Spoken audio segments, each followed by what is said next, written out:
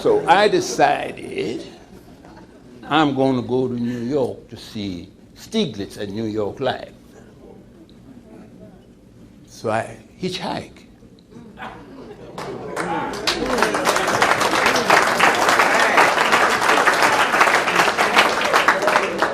And stay with one of my friends in Brooklyn, because we have a lot of Panamanians that went up there. And they could always have me sleep somewhere. There don't need to be no great bed or nothing, just sleep somewhere. And it was the day after Christmas that I went to New York Live. It didn't have all them investigation downstairs and you got to touch a button to get up and see it. So I went up to his office and sat down outside. And I asked to see Mr. Stieglitz.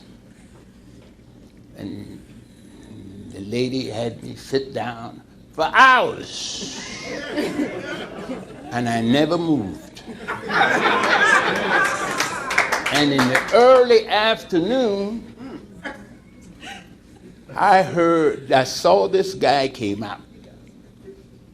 And the secretary said, "No, Mr. Stieglitz." And I stood up. I said, "Mr. Stieglitz, I'm Cirilo McSween, and I hitchhiked from Champaign, Illinois to see you." And he turned around. He said, "You said you came here to see me from Champaign?" "Yes, I did." "Wait a minute and I'll see you." I waited for about 30 more minutes.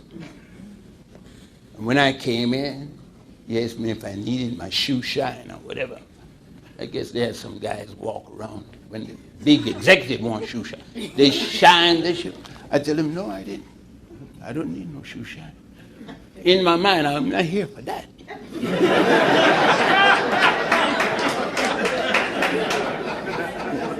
Mind you, no, I haven't eaten, I haven't had no coffee, no water, no nothing. I am there to see who? Mr. Stieglitz. And we talked and we talked. He said, "Well, how did you get here? I mean, do you mean you really hitchhiked?" Yes, I did. And about a couple hours of talking, he said to me, "It's not left up to me. We have thought of hiring black agents, but we did not meet anybody that we have agreed to start with. Perhaps you could be the one."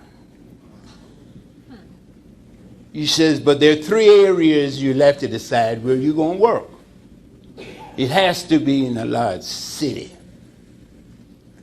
While I was there, I need to tell you, he left me and went other places, talked to some other people, and came back and talked to me. I met nobody else. And he said to me, "It has to be in a large city.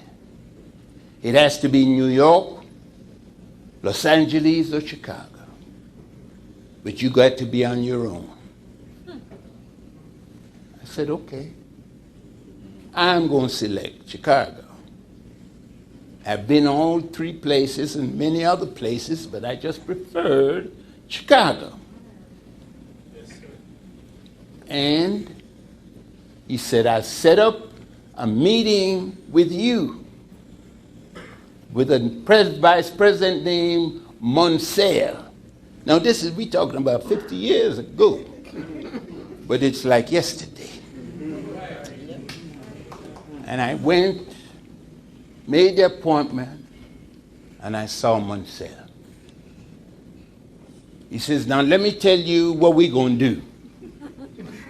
No, he didn't ask me what I thought. "Let me tell you what we're going to do.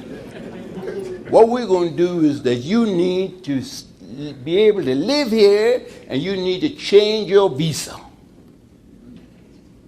Because I had a student visa, and I got to work it out to be able to work. We cannot have any connection with you. You got to be on your own. When you're through doing all that and you live in Chicago, then you come back to see me. I pack up. I went back to Panama. I straightened myself out, straightened my stuff out. Came back here and decided to see Munsell again. I said, I'm all set. I'm back in town. I'm ready to work. And that's where I'm ready to do. So you cannot be an agent. You have to be a broker. We will have no connection with you. You will deal with the broker's office. The broker would explain to you that you need your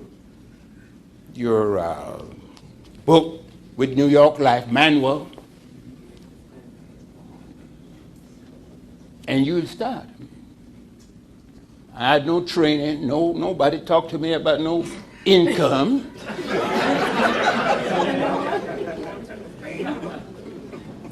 I listen, but that's why I'm here. I'm here for the opportunity to get going and to prove that we're somebody. That was during the black thing.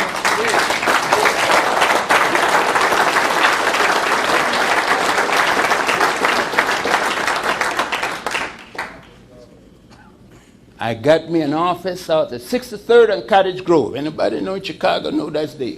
Oh, but the ghetto. Watch out now.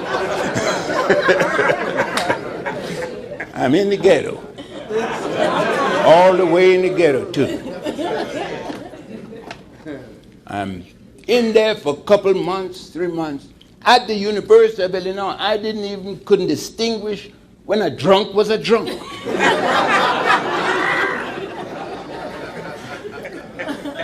So I'm on 47th and King Drive.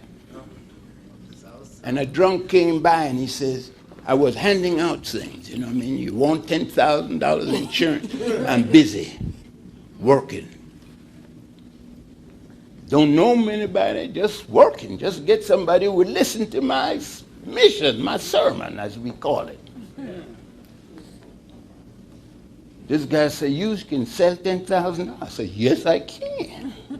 He said, all right, follow me. So I'm following him. Drunk though, but I'm following him. I just sold a policy for $21. So he get to the other guy, and they whisper, and he said, well, don't buy nothing from him if he's broke. So the guy come back and he says, you can't buy nothing from me because he's going to be a client too. So how much money you got?